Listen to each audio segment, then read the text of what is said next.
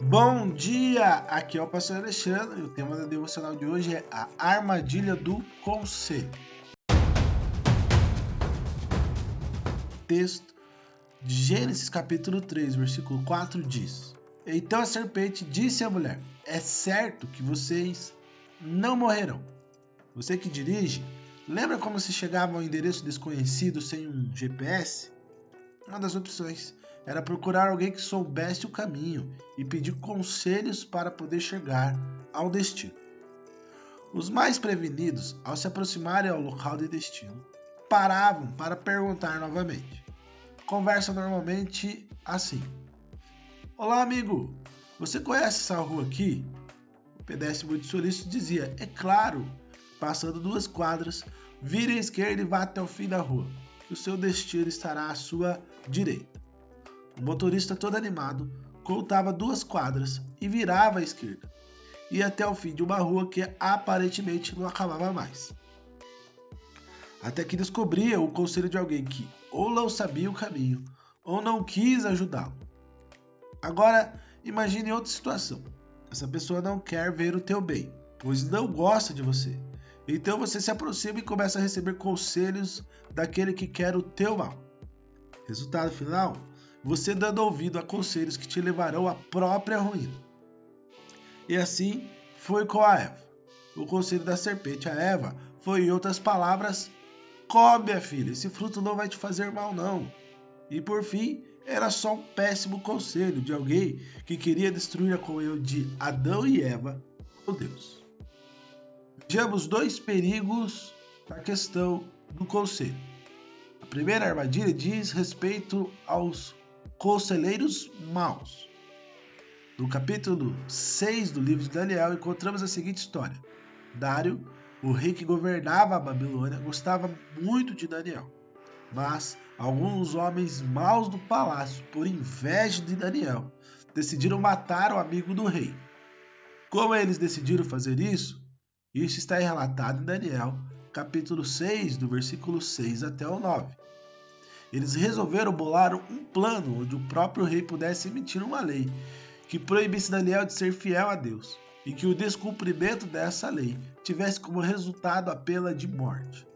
Entretanto, o rei Dário não apoiaria tal plano, já que ele amava Daniel e sabia da fidelidade de Daniel a Deus.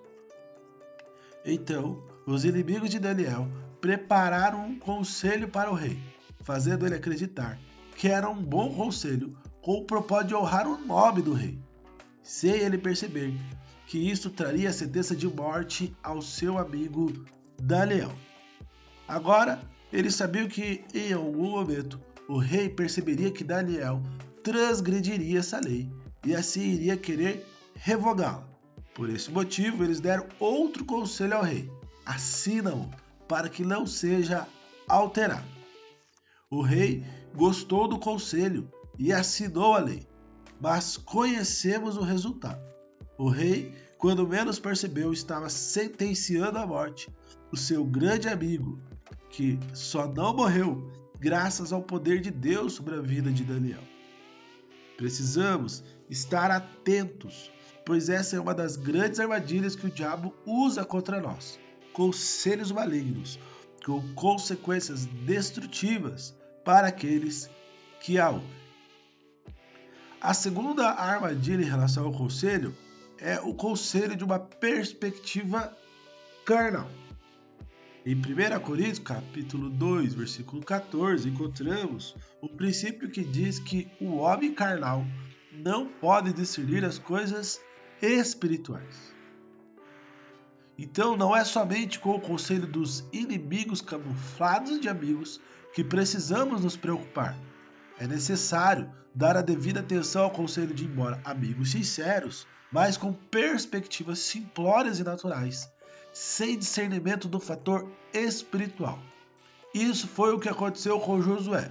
Veja o texto de Josué, capítulo 7, versículo 3. Quando voltaram a Josué, disseram: Não é preciso que todos avancem contra ele. Enviem uns 2 ou 3 mil homens para atacá-lo. Não canse todo o exército, pois eles são poucos. Josué envia espias para uma cidade, o qual eles iriam atacar. O povo estava animado. Tinham acabado de vencer uma batalha impossível contra Jericó. Então, em uma perspectiva natural, os espias voltam e dizem a Josué: não envie muitos homens nesta guerra. Ela será uma guerra fácil. Josué, sem antes consultar a Deus, envia homens à batalha, que para a surpresa dele e dos seus conselheiros serão derrotados. Na perspectiva natural, não havia erro, mas e na espiritual? Josué, aborrecido, agora vai consultar a Deus, que vai revelar a ele um problema que nenhum homem com uma perspectiva natural poderia avisá-lo. Havia pecado no meio do povo, e o mesmo Deus que deu a vitória contra Jericó, agora não estaria com ele. Mas nós podemos saber da fonte dos bons conselhos. Salmo 119, 105 vai nos informar a fonte de todos os bons conselhos. A palavra que vem de Deus. Ela é quem pode iluminar os nossos passos para que não venhamos a tropeçar e cair.